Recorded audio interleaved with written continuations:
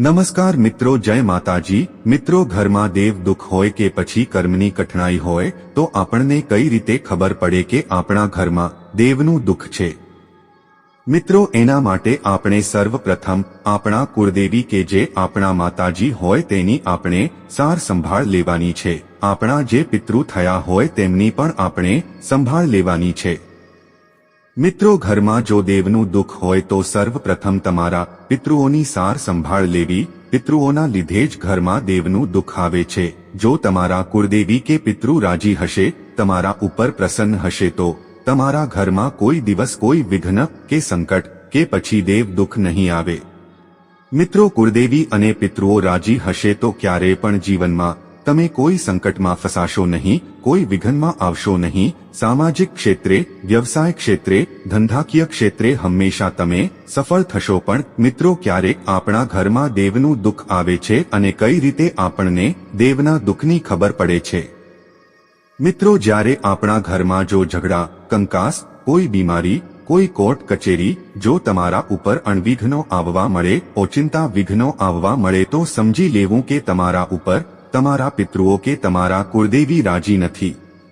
જો તમારા દેવ, કુળદેવી, કુળદેવતા, પિતૃઓ રાજી હશે તો તમારા ઉપર ક્યારે વિઘ્ન, સંકટ કે દુઃખ નહીં આવે। મિત્રો, જ્યારે તમે કોઈ ખરાબ સમયમાંથી પસાર થઈ રહ્યા છો એવા સમયે જો તમે કોઈની પાસે આશા રાખો છો, ધારો કે તમે કોઈ જોડેથી પૈસા માંગો છો અને તે વ્યક્તિને પણ એવા સમયમાં પૈસા નથી હોતા તો કે પછી પૈસા હોવા છતાં તે વ્યક્તિ તમને પૈસા આપવાની ના પાડતી હોય તો તમારા ખરાબ સમયની હાલતમાં તમે જેના જોડે પૈસા માંગો છો તેને પણ આ પીડા ભોગવવી પડે છે। મિત્રો, એનો સીધો અર્થ છે કે તમારો સમય ખરાબ ચાલી રહ્યો છે। ખરાબ સમયમાં જો તમને ધંધાકીય નુકસાન થાય, સામાજિક ક્ષેત્રે પણ નુકસાન થાય, તમારા બાળકોના અચાનક લગ્ન અટકાય, કુળનો દીપક ધીમે ધીમે નાશ થવા લાગે કે કોઈ ઓચિંતી બીમારી આવી પડે, અણધાર્યા વિઘ્નો આવે, ઘરમાં કંકાસ, ઝઘડા, કલેશ, ભાઈ ભાઈમાં વેર વિખેર થવું પડે।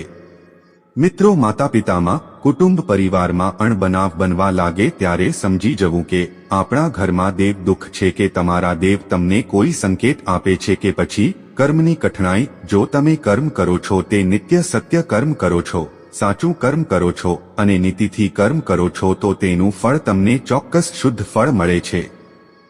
કર્મ જો તમે અનીતિથી કરો છો, લાલચ, લોભ, કોઈને હાનિ, કોઈને નુકસાન પહોંચાડીને જો તમે કોઈ વસ્તુ પ્રાપ્ત કરો છો તો તે તમારે કર્મનું ફળ તમારે ભોગવવું પડે છે। મિત્રો, સીધી વસ્તુ કહીએ તો કોઈનું અહિત ના કરવું, સુખ હોય કે દુઃખ હોય ક્યારે પણ કોઈની પાસેથી પડાવી લેવાની ભાવના ન રાખવી। જો તમે ખરાબ કર્મ કરો છો તો તેનું ફળ એ પ્રમાણે ભોગવવું પડે છે અને એને જ કર્મની કઠણાઈ કહેવાય છે। જેવું કર્મ તેવું ફળ।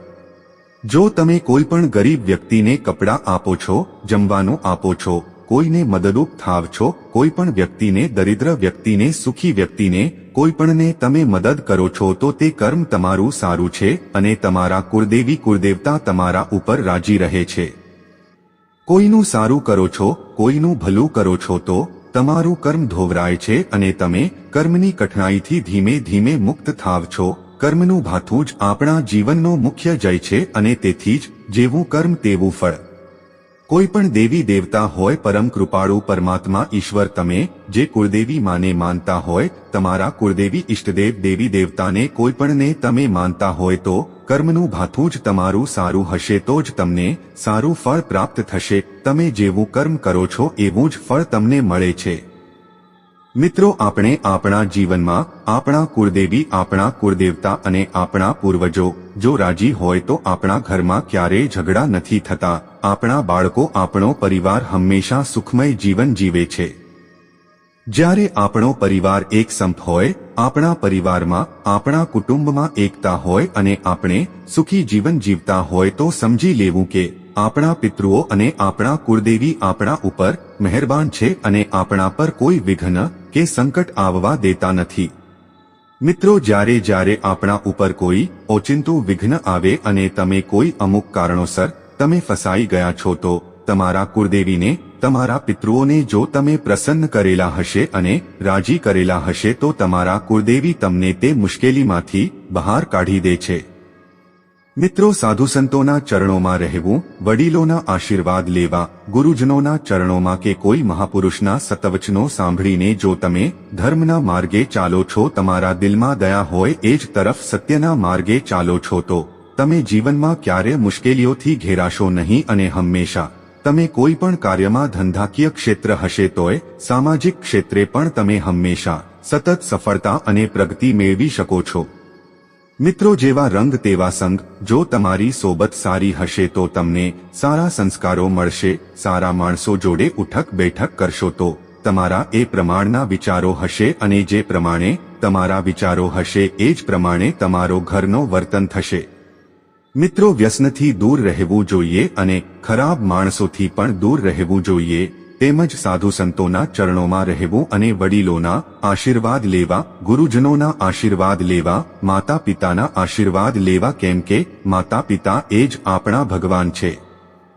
મિત્રો, જ્યારે તમે કોઈ પણ કામ કરો છો તો તમારા કુળદેવી માને, તમારા પિતૃઓને યાદ કરીને તમે કોઈ પણ કાર્ય હાથમાં લેજો. તમને ચોક્કસ સફળતા મળશે અને તમારા ઘરમાં ક્યારે દેવ દુઃખ નહીં આવે.